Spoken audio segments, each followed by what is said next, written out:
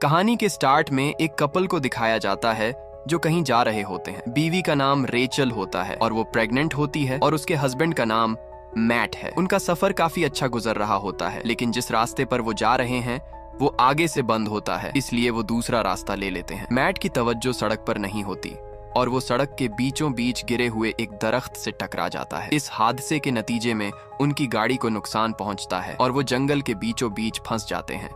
फिर mat tow truck वालों से राब्ता करने की कोशिश करता है तो उसके मोबाइल फोन में बिल्कुल भी सिग्नल नहीं आ रहे होते। खुशकिस्मती से मैट को एक फार्म हाउस नजर आता है। वो फैसला करते हैं कि वो पैदल चलकर इस घर तक जाएंगे। रास्ते में उन्हें एक साइन बोर्ड मिलता है जिस पर लिखा होता है कि कोई भी इस इलाके में दाखिल नहीं हो सकता क्योंकि ये एक प्राइवेट प्रॉपर्टी है, लेकिन उनके पास और कोई रास्ता नहीं होता। जैसे ही वो फार्म में दाखिल होते हैं, अचानक एक गाड़ी उनके करीब आकर रुकती है जिसे एक आदमी चला रहा होता है। वो आदमी उन पर गुस्सा करता है और उन्हें फौरन वहां से चले जाने को कहता है, लेकिन मैट उसे समझाने की कोशिश करता है कि वो मुश्किल में है, लेकिन वो आदमी फिर भी इनकार कर देता है और उन्हें अपनी प्रॉपर्टी से निकल जाने का हुक्म देता है। लेकिन जैसे ही उसे पता चलता है कि रेचल प्रेग्नेंट है तो उसका बिहेवियर अचानक बदल जाता है और वो उनके साथ बहुत प्यार से पेश आने लगता है। इस आदमी का नाम बॉबी है और वो अपनी बीवी एग्नेस को कॉल करके बताता है कि उनके यहाँ कुछ मेहमान आए हैं। पहले तो एग्नेस गुस्सा करती है, लेकिन जब बॉबी बताता है कि रेचल प्रेग्नेंट है और बच्चा लड़का है तो एग्नेस खुश हो जाती है और बॉबी से कहती है कि उन्हें घर ले आओ।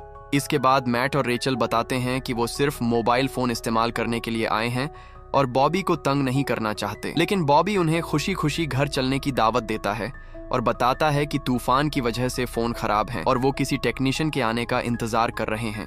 वो बॉबी की दावत कबूल कर लेते हैं और बॉबी उन्हें अपने घर ले जाता है। रास्ते में रेचल को काली ड्रेस पहनी हुई एक लड़की नजर आती है जो उसे घूर रही होती है। जब वो बॉबी के घर पहुंचते हैं तो वहां एग्नेस और उसके 2 बेटे उनका वेलकम करते हैं। उनके बेटों के नाम लूक और डेविड हैं। एग्नेस अपने बेटों से कहती है कि वो मेहमानों के बैग उठाएं और फिर वो उन्हें एक कमरे में ले जाती है जहां वो रात गुजारेंगे। वो दोनों बहुत खुश होते हैं क्योंकि उन्होंने सोचा भी नहीं था कि उन्हें इतनी अच्छी सर्विस मिलेगी। लेकिन वो इस बात से बेखबर होते हैं कि एग्नेस कमरे के बाहर से उनकी बातें सुन रही है। फिर अचानक रेचल उस लड़की को दोबारा देखकर चौंक जाती है जिसे उसने पहले रास्ते में देखा था, लेकिन जब वो मैट को बताती है तो तब तक वो गायब हो चुकी होती है।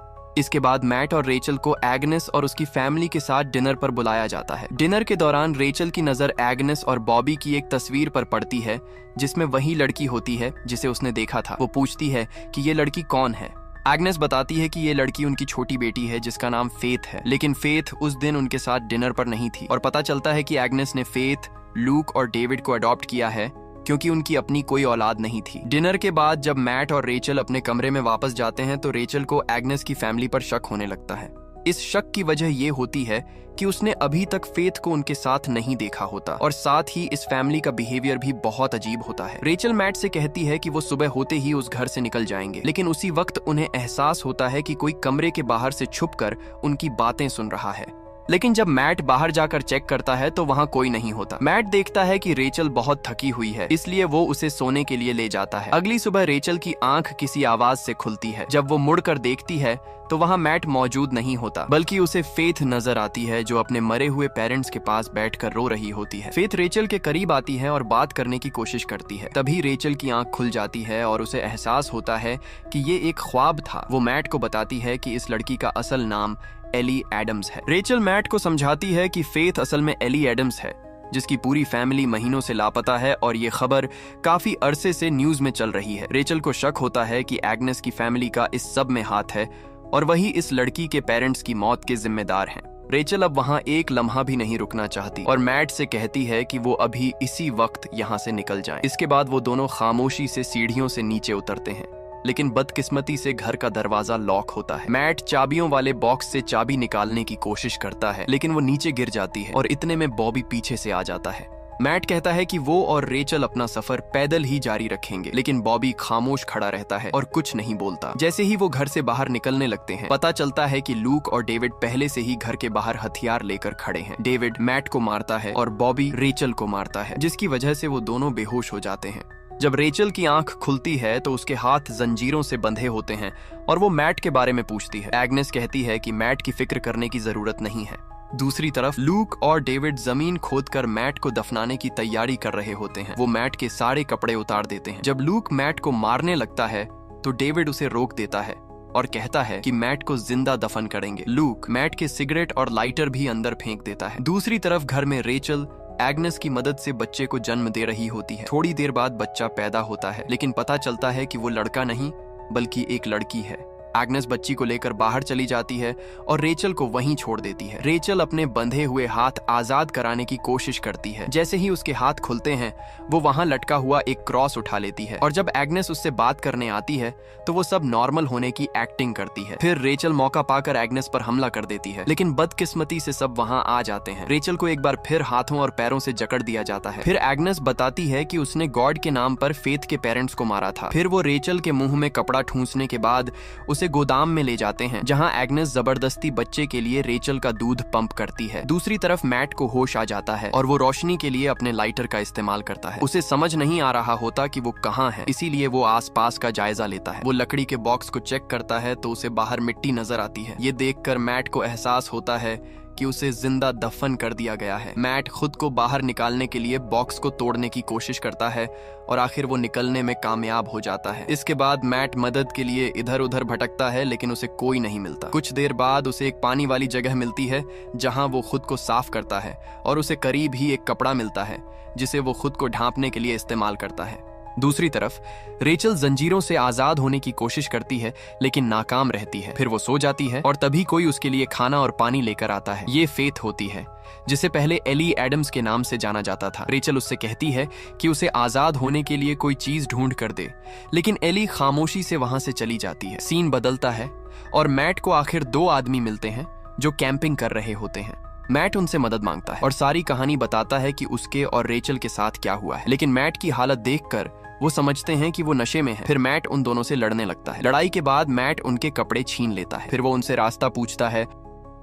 दूसरी तरफ लूक और डेविड अपनी माँ एग्नेस के पास उस कमरे में आते हैं जहां रेचल की बच्ची मौजूद होती है। उन्हें मालूम होता है कि एग्नेस दरअसल एक बेटे की उम्मीद लगाए बैठी थी। एग्नेस गुस्से में होती है और उन दोनों को कमरे से बाहर निकाल देती है। लूक और डेविड गोदाम में रेचल के पास जाते हैं और उसका रेप करने की कोशिश करते हैं, लेकिन मैट वक्त पर वहां पहुंच जाता है। उसके हाथ में एक लोहे का पाइप होता है जिससे वो उन दोनों को मार मार कर मौत के घाट उतार देता है। रेचल मैट को जिंदा देखकर बहुत सुकून महसूस करती है। वो उसे बताती है कि उनकी बच्ची पैदा हो चुकी है और वो एक बेटी है। मैट ये सुनकर बहुत खुश होता है और पाइप की मदद से रेचल की लोहे की जंजीरें तोड़ देता है। दूसरी तरफ एग्नेस को मैट के लोहे के पाइप की आवाज सुनाई देती है। एली कोशिश कर रही होती है कि वो एग्नेस की तवज्जो अपनी तरफ खींच ले। जब रेचल और मैट गोदाम से बाहर निकलने की कोशिश करते हैं तो देखते हैं कि बॉबी पहले से ही बंदूक लिए बाहर खड़ा है। मैट फौरन रेचल के आगे आ जाता है ताकि गोली उसे लग जाए।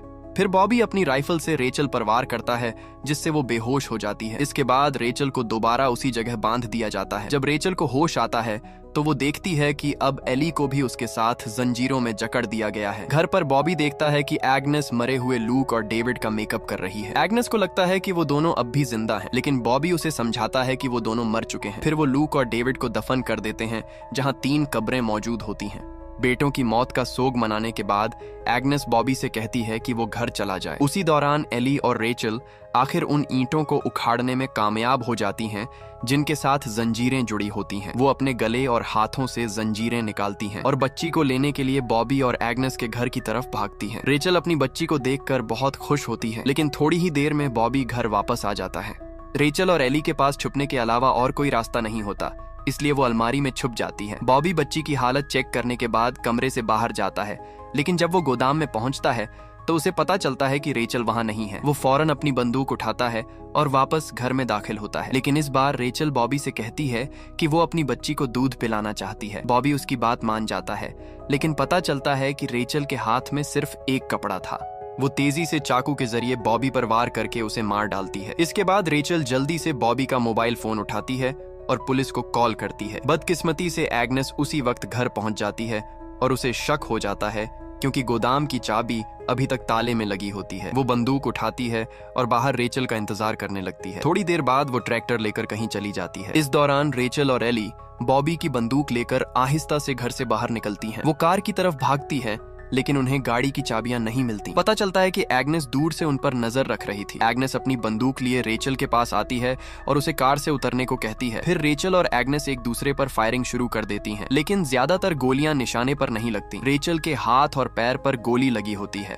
आखिर रेचल किसी न किसी तरह एग्नेस पर काबू पा लेती है और उसका सर बार बार जमीन पर मार कर उसे खत्म कर देती है। इसके बाद रेचल और एली उस घर से निकल आती हैं और थोड़ी ही देर में वहां पुलिस और एम्बुलेंस पहुंच जाती है। पुलिस और डॉक्टर उनसे इंटरोगेशन करने की कोशिश करते हैं कि उनके साथ क्या हुआ था, लेकिन एग्नेस, जो अब भी जिंदा होती है, अचानक एम्बुलेंस के पीछे से आ जाती है और रेचल को गोली मारने की कोशिश करती है, लेकिन पुलिस वाले उसे देखते ही फौरन गोली मारकर खत्म कर देते हैं। पुलिस अफसर फिर एली एडम्स के बारे में पूछता है, जिसके बारे में रेचल ने पहले जिक्र किया था, लेकिन एली वहां से अचानक गायब हो चुकी होती है। रेचल को इस बात का एहसास होता है कि उस घर में उसने जिस लड़की को देखा था वो कोई जिंदा इंसान या असल एली एडम्स नहीं थी, बल्कि मरी हुई एली का भूत उसके साथ था। पता चलता है कि पिछले सीन में जो 3 कब्रें दिखाई गई थीं, उनमें से एक कब्र एली एडम्स की ही थी, जिसे एग्नेस और बॉबी ने फेथ का नाम दिया हुआ था। इसके बाद रेचल और उसके बच्चे को एम्बुलेंस में अस्पताल ले जाया जाता है